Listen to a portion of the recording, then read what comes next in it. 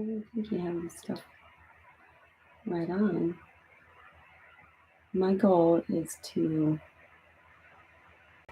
process writing this book, archive it, and it be live and available for everyone to see.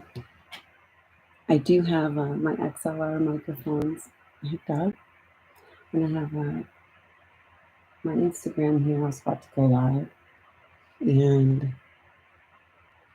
I figured that's how you would do it in this age.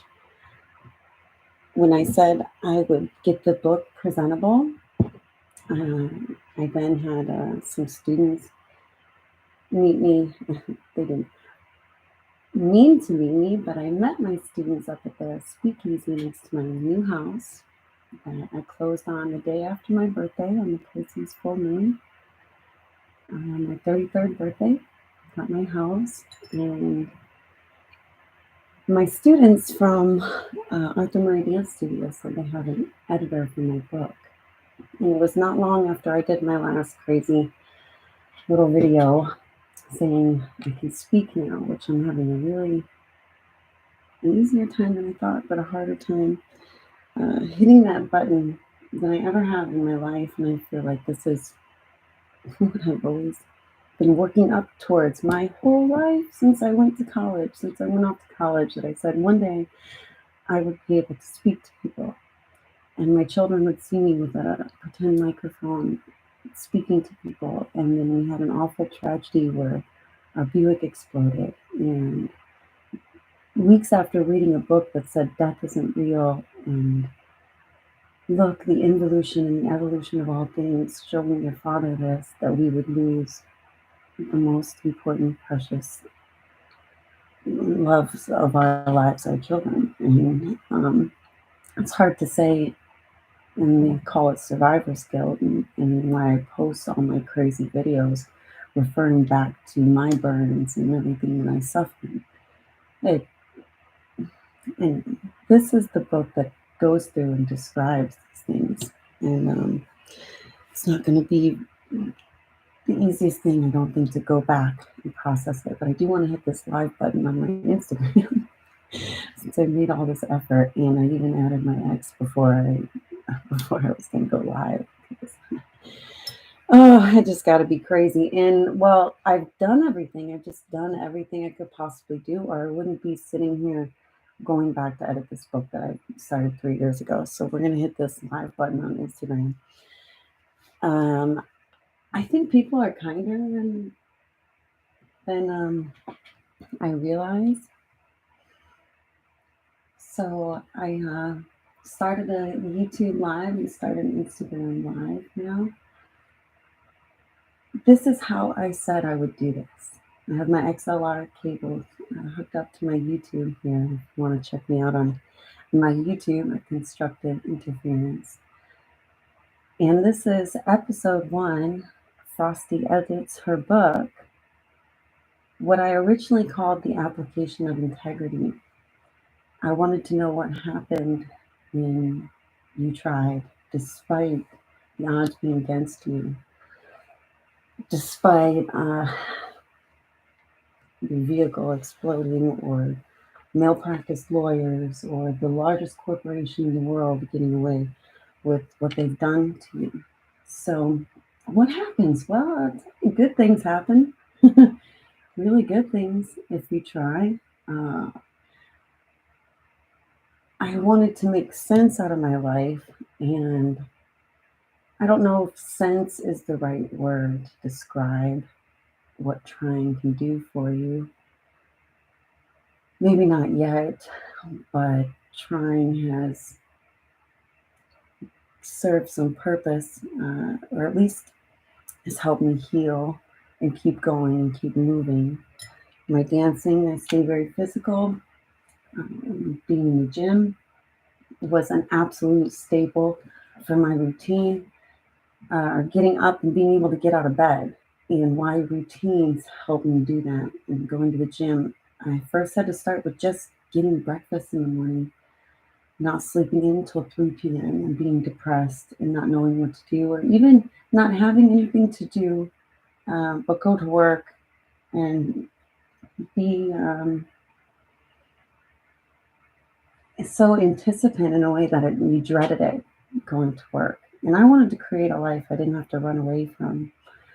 And taking dance lessons and taking risks and taking off to Detroit and protesting and buying big Vistaprint posters. And I thought that was my rite of passage, that I had to be a crazy woman for an hour and speak this testimony and this truth of what happened to us. And since then, I have been able to, I had to do it to sleep, to while no one else is speaking up for what's happened to you and your children. That's what I had to do. So, all being my rite of passage, I hope that one day will mean something. And this book being part of that too. My dance lessons have paid off. I was very blessed to have another opportunity at Arthur Murray and have an interview there where I started teaching after 2 years of working in dance training at Detroit Dance Law, and now going to M&A Studio to train with more mentors and get more insight. And there's always something to learn from everyone. So much to learn. And I got my tea, my Lapsang Souchong tea, which you can ask me about my sovereignty business, a sovereign vessel. And go figure, my house. I wanted to get a house in Detroit. This apartment in Detroit, they denied me over poor credit, which I have a 719 credit score according to my bank, but they marked. But anyway, I wanted the well next to it, and one day have a boat there. But now I'm on the water, and I have 3 boat slips, so I can have someone else's boat there. Everyone says put someone else's boat there. So now I want to go back to the beginning to edit my book. I try to make my angles somewhat working here. My cool posters and stuff. Sabrina Carpenter got from my concert at the Little Caesars Arena in Detroit. Now, going back to the beginning of my book, I want to make this presentable.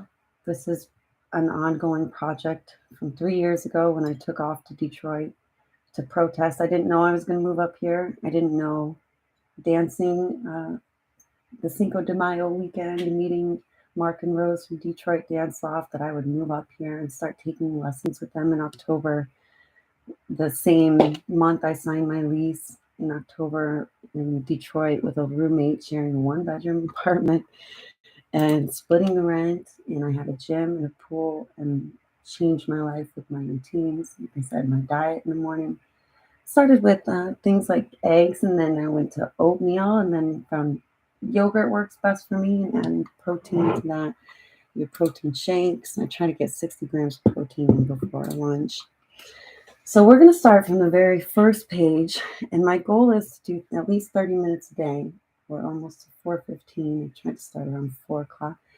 It's like 4:12, 4:13, 4:15 to 5:15.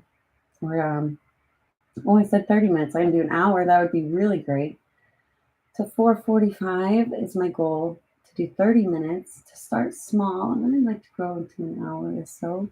But to start small, something accomplishable, something achievable, something that's not dreadable, something my previous friends and family would say, just do it, just hit the button. And it's very nerve-wracking, or to have a goal in mind or a framework instead of just what am I going to do and just start talking and not have an end or a purpose.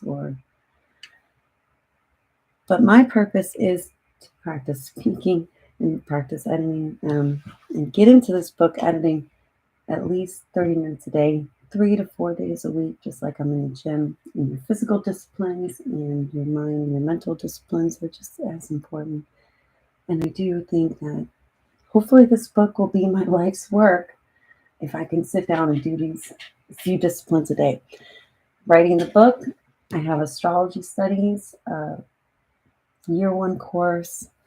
I wanted to see where my astrology knowledge was.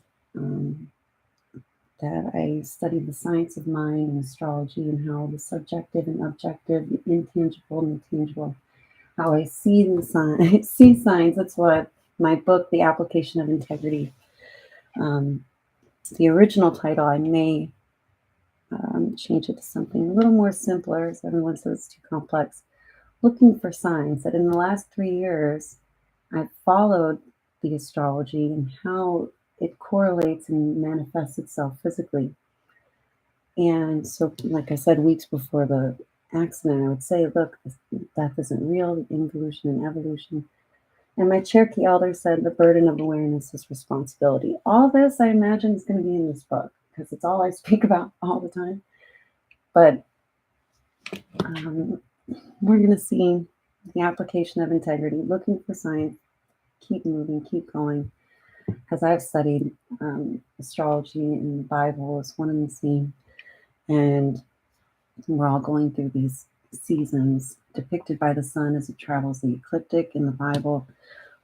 When he was born,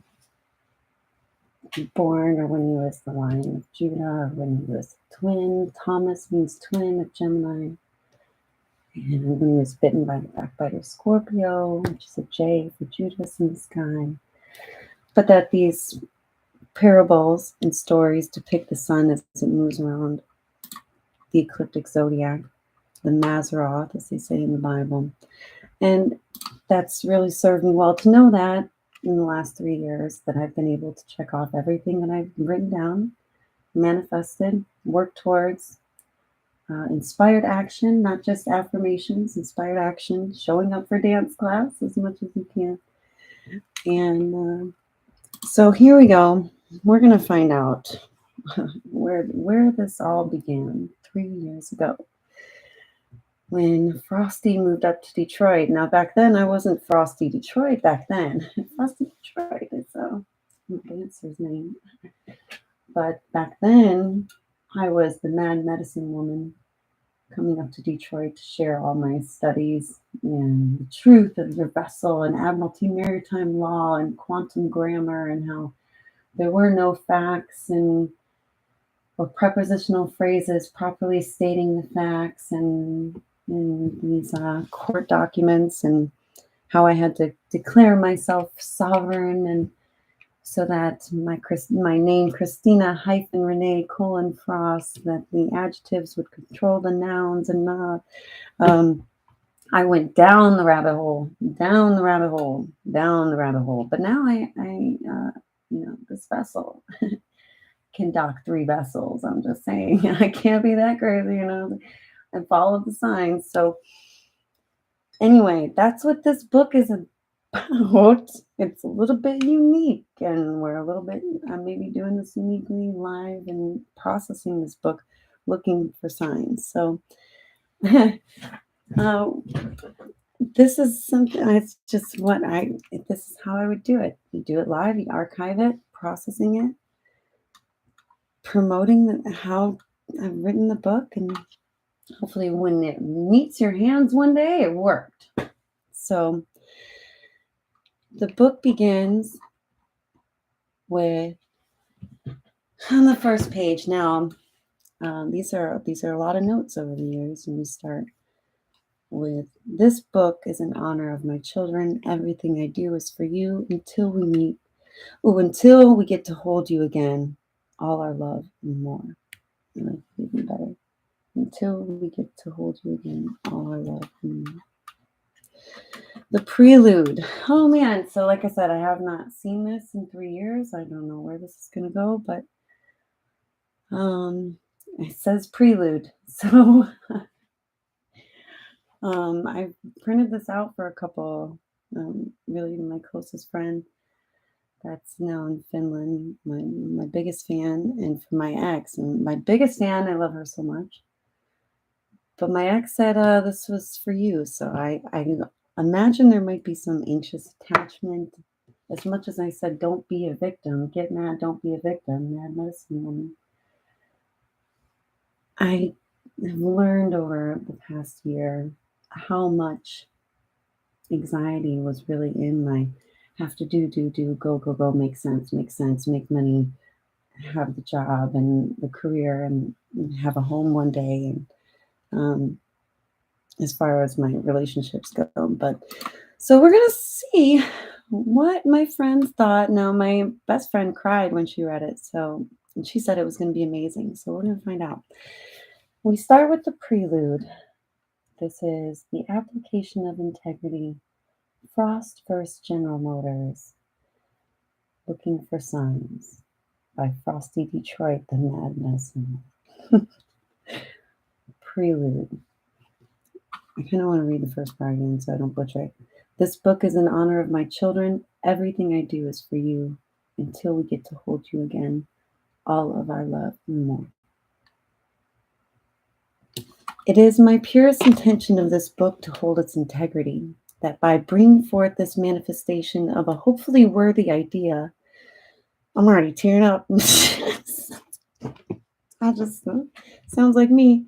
Will prove these principles and give others hope to manifest their own success.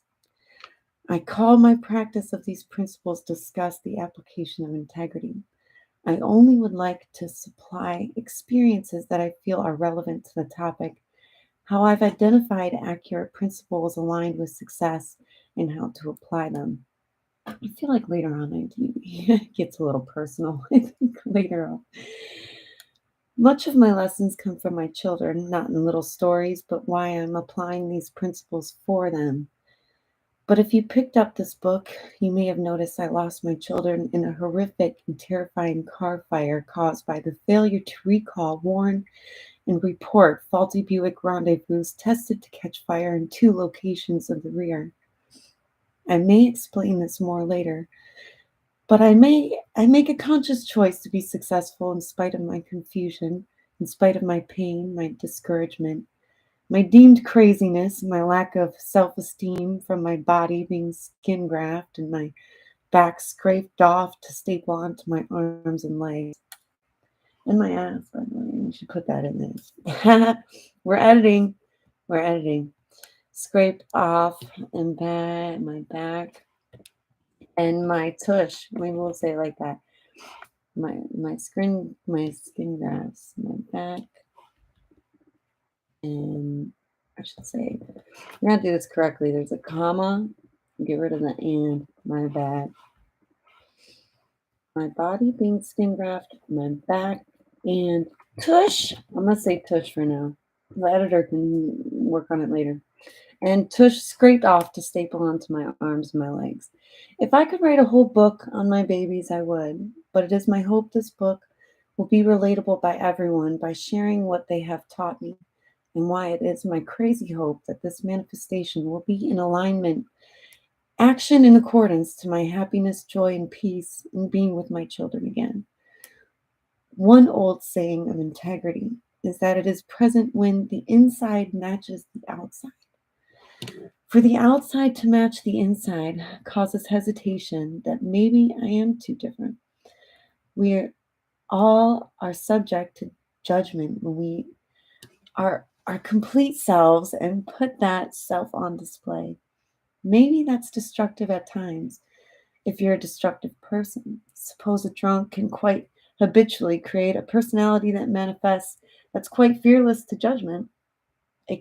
A glass of liquor can hold its integrity by being its purest and most bold. Man, I hope you guys can hear this if I'm facing away from the camera too much.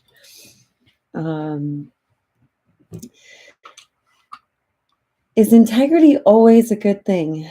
To go a little further, I wanted to understand what was different inside me that applied what I kept referring to as integrity, though it didn't award the greatest outcomes at times. I wasn't a drunk and I worked hard, even though I could say, I should surely say, everything is going wrong and nothing is going right, though I am trying everything I can do, everything I can possibly do to be correct.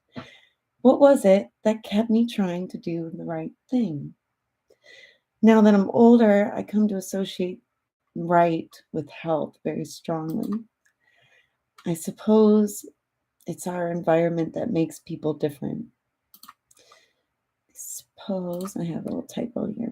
I read over a little typo. I suppose it's our environment that makes people different. Different viewpoints, surroundings, people, perspectives, teachings, attractions become are what we call our subjective insides that we manifest accordingly. Some people we come to know as outliers in college social classes who, despite their circumstances, persevered and accomplished great goals, dreams, and aspirations for themselves and others. Some people couldn't stand to listen, though, or to learn, to listen to some of the teachings I spent hours listening to a day. There was nobody I knew. Why did I have the interest? And who am I to believe or what to learn about such things?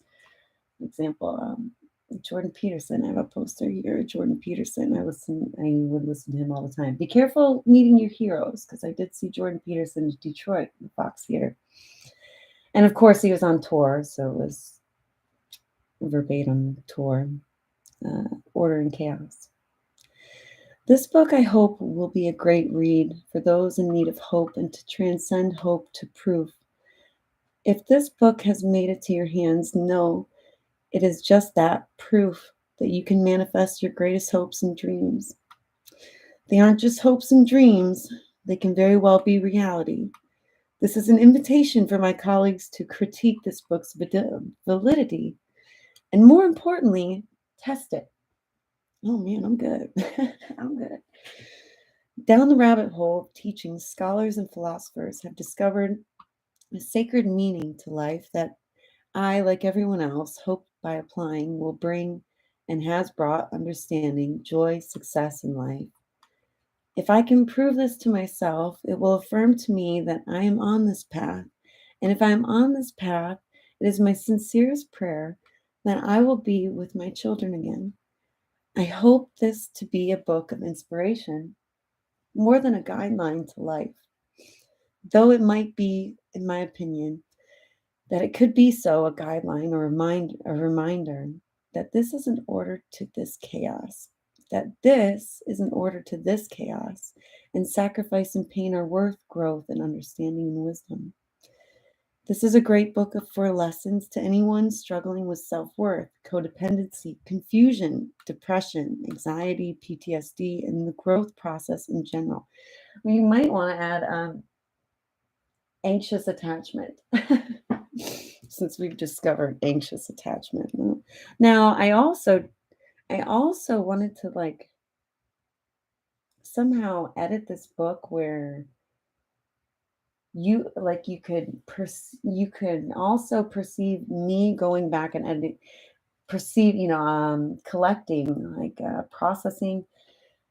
Now I would say I wanted to do it like in blue, do like captions in blue. So if I did parentheses in blue and said also anxious attachment, my readers would know that's me later on saying, oh yeah, this is also something I threw in there 3 years later when we're going back through the book. But in seeing ourselves, so I might do that. I might bring that up to the editor. Like I said, I have an editor, so I'm going to put it in blue and I'm going to say anxious attachment, because that is something I've learned. I totally think that's important for anyone going through anxious attachment, avoidant attachment styles, secure attachment. That's precisely why we teach our children and those around us to hopefully not make the same exact mistakes we did, but you might make their own, and there is a way we can deal with them. Oh, yeah. So letting everybody make their own mistakes. I get it. I was reading back to myself. So let's see. We'll reread that again for our editor, make sure it makes sense. That's precisely why we teach our children and those around us to hopefully not make the same mistakes we did, but you might have, you might have, but you might have to make your own, and there's a way we can deal with that. There's a better way to put that.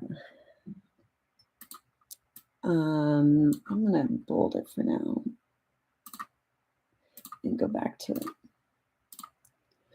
to edit it. I have learned over the years that my self-worth is very much tied to how much money I make, or maybe things that you have, assets, cars, houses, even parents are an asset.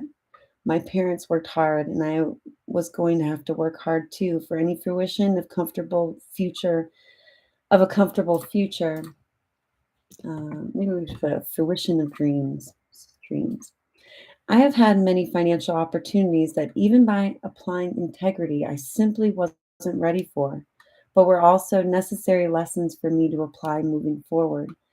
I can also say every opportunity I did making money that were great lessons never paid me what I was worth, and I still struggled. I think that's what do you call that? Like a runoff, or like a, it's not a complete sentence.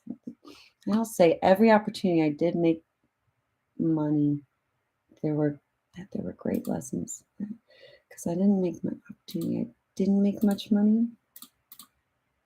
Anyway, I hated that I struggled. I just struggled. I didn't think making money should be such a struggle. To some people, it came so easily. And I went to college. I did all the things, but I didn't do things quite easily. I think having a better partner wouldn't have been so hard. Going to college and having children, you could have done that at the same time. I just didn't make things very easy on myself, and I had to rely on my own income all the time. Looking back on it, but I can also say every opportunity I didn't make much money, there were great lessons. I don't want to put never. See, that's the anxious attachment a little bit. That's like, sounds like victimhood. You never paid me what I was worth. Well, you have to be valuable to be paid more. So, like I told my old roommate, if something costs more, that means we need to become more valuable. So, I struggled. I'll leave it at that. Great lessons, but I struggled. Let's put it that. But I still struggled. We'll zip it up real nice. I'll let her take care of it. I don't wish to include any anecdotes of my life for the reason that my experience is too subjective to relate to so many that I wish to touch with these lessons. Lessons, or why imply integrity if it's going to pay off.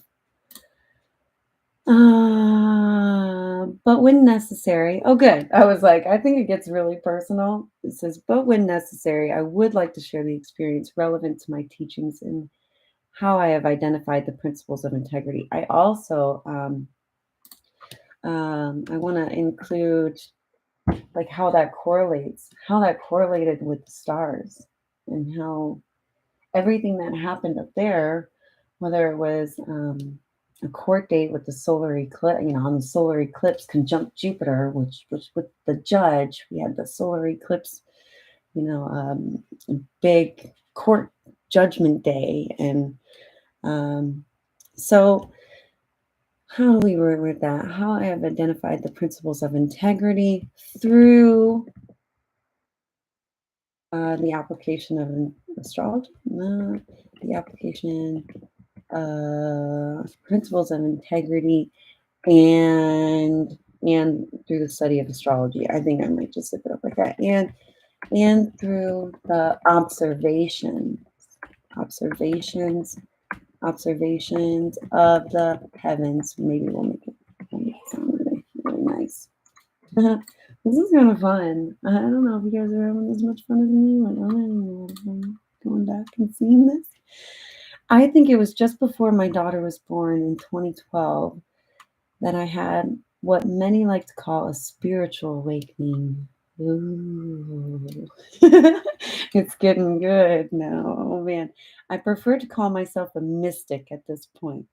According to this sacred ancient philosophy, I had studied for 10 years. So that's not a complete sentence. So a mystic at this point, according to the sacred ancient philosophy, studied that I've been studying. Let's say I've been studying. You think people sound crazy to me? And I've been studying for the last, let's say, for the last 10 years. Sacred ancient philosophy, a little general, but I'll take it. A philosophy of connecting and accepting that the subjective and objective are one. Some people don't know what that means. Subjective. Mind and matter, thoughts and things, the philosophy that could be described as so as a man thinketh, so is he, or as above, so below. I do want to put intangible and tangible, or one. Intangible, okay, let's say the intangible world. The intangible world. The intangible world and the tangible world. I would be a faster typer if my nails were shorter. Some people say to have them short. Some people say they look feminine and beautiful long. I have long hands. It works. And mind and matter. I like that being capitalized. We'll leave that up to the editor. I would say it was about that time my first philosophy class inspired me to read. And I would study teachers such as Michael Tellinger of the Ubuntu movement in Africa and take Cherokee language classes at Western Carolina University that exposed me to culture and teachers that were stewarding me towards who I would be in the future, who I would be in my future life, and how I could be this woman writing this now and the woman moving forward after this. I'm gonna put a little dash there. There's a capital and I don't know if you guys ever went to school. Back when I went to school, we said that and didn't start a sentence. So if you had a period and a capital and, it's something that gets on your So I try not to do that. We're not going to leave that for the editor. Why are there humans willing to listen to information or research and others aren't? Another habitual program that maybe never taught them how to listen or attend or believe in anything not tangible. So, what I mean by that is the intangible, your mind. I had a friend at work say that he had no self talk, he has no like inner conscious voice. I think a lot of those people are in denial, I'm not gonna lie. But, maybe you don't have a second thought. Now, your logical left side of the brain is also responsible for that recall, right? So we initially act on something and then we want to rationalize why we did something because we habitually will do it before we even think about it because we've been so naturally programmed and habitually programmed growing up to react in habitual ways. So, and it's really for our survival and how we learn to adapt and survive. So, curious, anything not tangible that could influence the tangible. That's a mouthful. That's what I wrote on here. That's a mouthful. That's kind of funny. What's it better? It is a mouthful to say that the intangible and tangible are connected, mind and matter. We'll see what the editor says about that. I think so. Life is not easy, and going through trauma and loss and poverty will certainly denigrate. I have this highlighted, denigrate any human's belief in a benevolent force that is in motion for the greatest good, Life is not easy, and going through trauma and loss and poverty will certainly denigrate. I think I wanted to see if that word was appropriate or made sense there, or if that's a real word at all. Denigrate. Or disintegrate isn't the right word. To break down someone's belief in a benevolent force or a God or creator or the heavens or the gods of the planets or what have you. What I mean by that is the belief in only a physical objective world with no meaning but what we attach to it. These, now, I say narcissists here, I wouldn't call them narcissists. I'd probably call them existentialists or materialists, is what we would say in philosophy. I would say these, let's not call everyone a narcissist that doesn't believe in a creator. I don't quite think that. But if we would say, with no meaning we're attached to it, these existentialists. Now I do know what an existentialist means as well. I love my vocabulary and my definitions of things. An existentialist, for anyone who hasn't taken as many philosophy classes as I had in college, an existentialist is someone that believes that existence precedes essence. So there was the Big Bang happened, and then we showed up and we're trying to figure it out, and we attach meaning to things, and that's where we create purpose out of coincidence and just out of survival, maybe out of need, that we create meaning of things. Is an existentialist, that existence precedes essence and meaning. Where the opposite of that would say that essence precedes existence, where there wouldn't be an existence of something if there wasn't a purpose for it. So when I took Cherokee language in college, my Cherokee elder told me, if the mountains weren't healthy and the trees weren't healthy and the water wasn't healthy and the plants weren't healthy, we wouldn't be healthy. And everything runs downstream, and everything's meant to be stewarded in this way. It's meant to be healthy, it's meant to be well, it's meant to be peaceful. But then it all had its place, and everything has its place. My Cherokee elder did say that. And that everything goes back to being right, and everything's meant to be this way. It's meant to be healthy and well and peaceful and purposeful. And that's hard for most people to think that when we see all the chaos in the world, then it's really just crap and humans shouldn't even be on this planet and blah, blah, blah. And that's just the most unhuman thing to say. Like there's so many beautiful things about humans, and our artistic ability, and gosh, dancing for me is, I wouldn't be alive without dancing.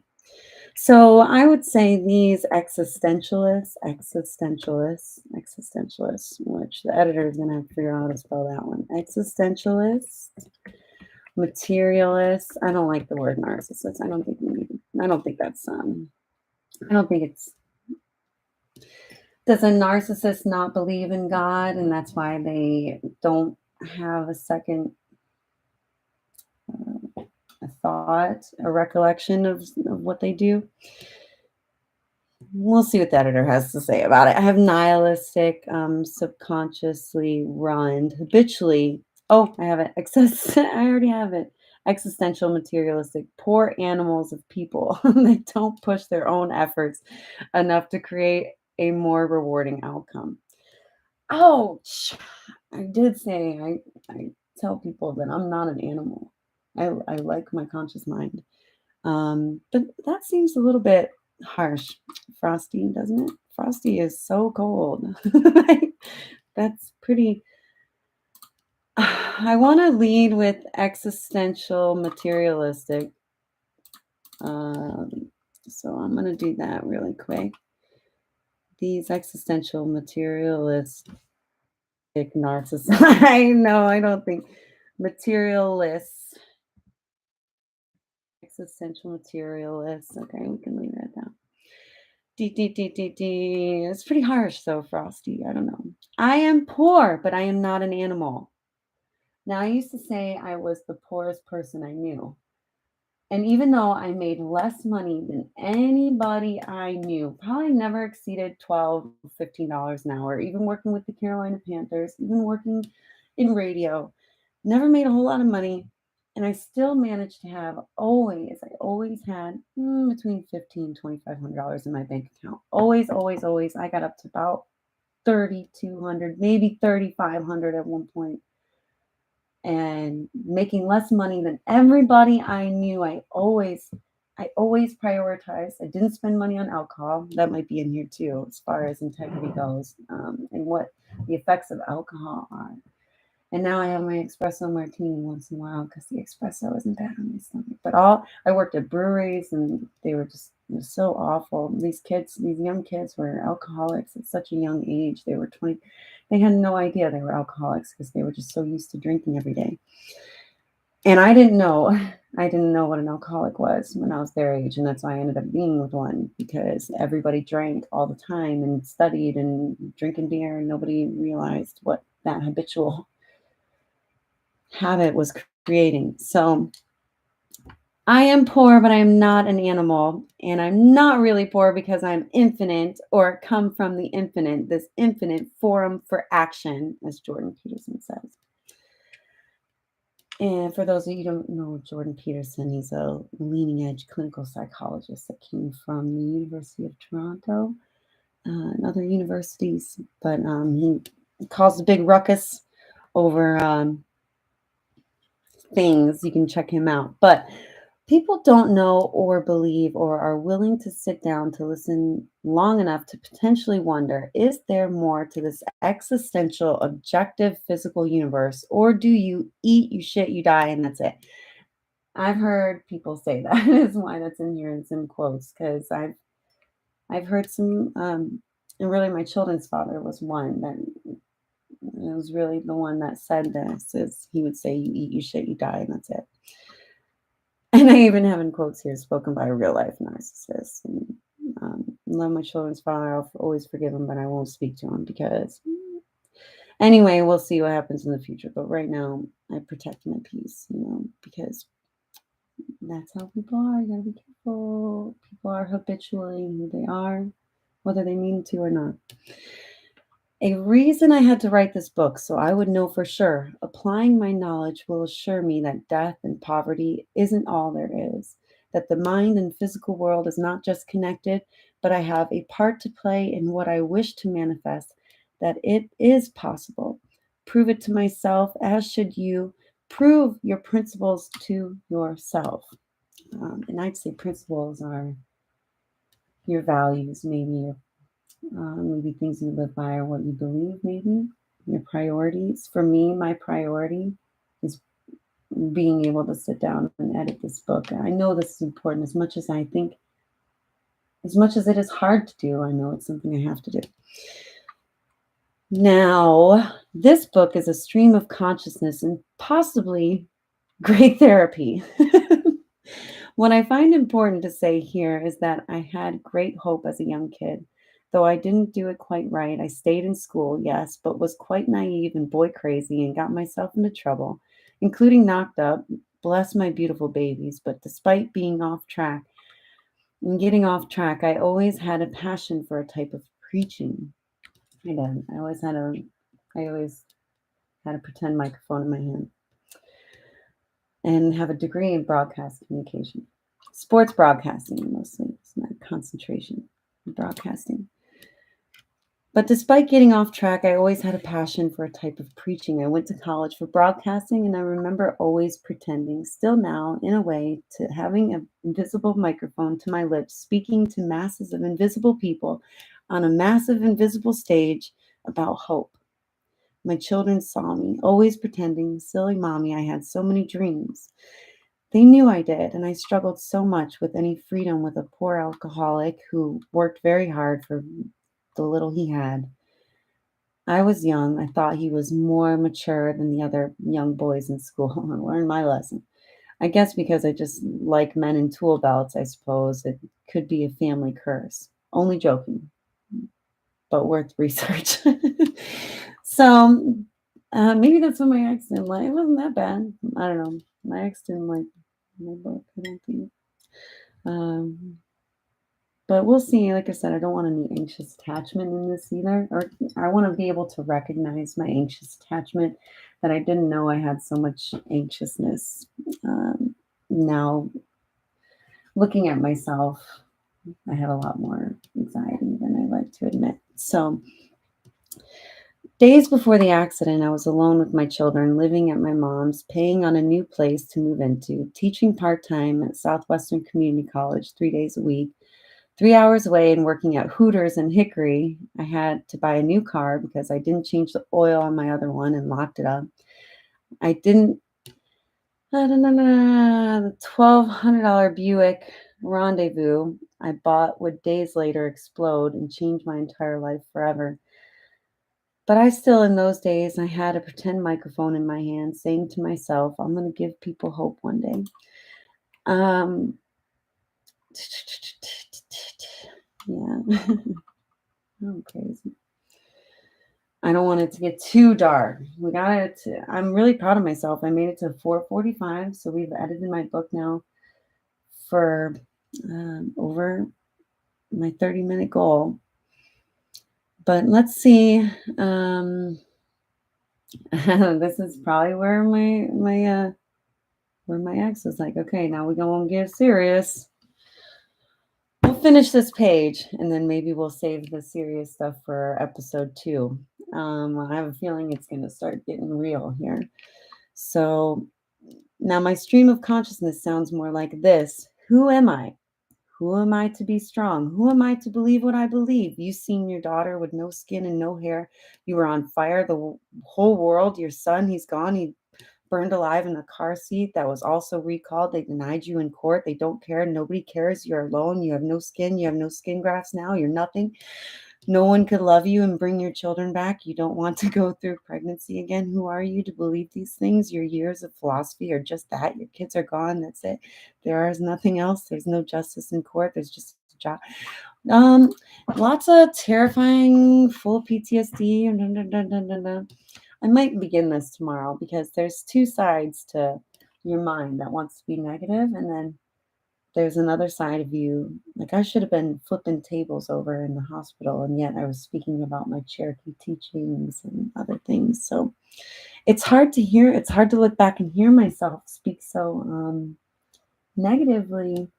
But I know that's always it's in the back of my mind every day. It's like, who are you to think you can do these things? Who are you to think you can write a book? And who are you to think you can have your family again? And who are you to think you can dance and have skin grafts and nobody, somebody love you with scars all over your body? And those are real. Those are real. Those are real. Let's skip ahead at least for now. For now, we'll recall it tomorrow. Maybe as we begin. But since we're ending our session for today, so we have a stream of consciousness that's very real. Certainly, I must have a little spirit behind me to walk this earth. Don't we all need a little willpower? I'm not sure I have fit thus far into this job system as a mother or now as a traumatized mother. Sometimes we aren't here to fit in. I think some are itching to apply who we are, to become who we wish to be, despite what the world is around us. Or maybe I don't know. I always wanted to be a speaker and influence, or an inspiration. And I don't know anyone who could be more inspiring than my freaking dang self right now. And doing what I do, I inspire myself so much to show up and go to dance classes and do this and like shit. I'm like superhero for sure. I'm MadMedicineWoman, Frosty, Detroit. So, well, I'm gonna highlight this right here. Where we're gonna begin tomorrow, editing the book, because I got to go back through it. I mean, I can't just give it to somebody and not read through it myself. So this is the way I said I would do it. I would record it and archive it. So it's on my YouTube for anyone that wants to refer the Frosty Detroit story of and how she grew up from being the Mad Medicine Woman. She's still in there, wait till I bring the cards out, which come up to the speakeasy. We brought the cards out there. We've been reading all weekend. So Harrison Speakeasy over by me, by Detroit Street. I win. Who bought a house off Detroit Street this year? I did after 3 years. So I win. And I have 3 boat slips. So all right. Now I do have my astrology studies I wanted to do today as well, but I have a feeling that we're gonna go dancing, and that'll be our discipline for today, is to get our cardio in and do our dancing tonight at Detroit Dance Law, our social, and tomorrow I would like to get back on editing my book I have my astrology studies I'd like to do for a half hour. My brain works better in the morning, so the earlier I start, I know the more I'll accomplish. I feel like I have 3 days in one. So if I do my book for 30 minutes, my astrology study for 30 minutes, and then in the evening time, after dinner, before I go to bed, after stretching, some meditation, reading a book can help you get to sleep too. So I watch I Love Lucy, and you don't even need the sound on. She helps me go to sleep, but I would like to read a book for 30 minutes.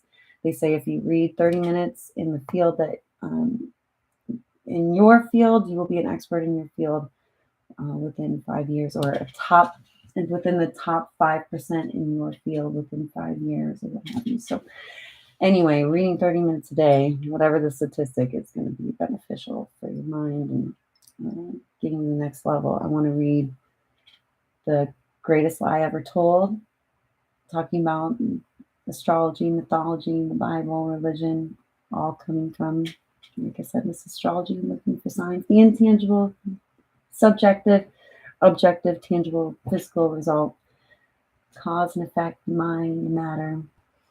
And I also want to read How to Be a DJ. So, because I really want to be a DJ. So, and I'll be a dancing DJ in Detroit. So here we go.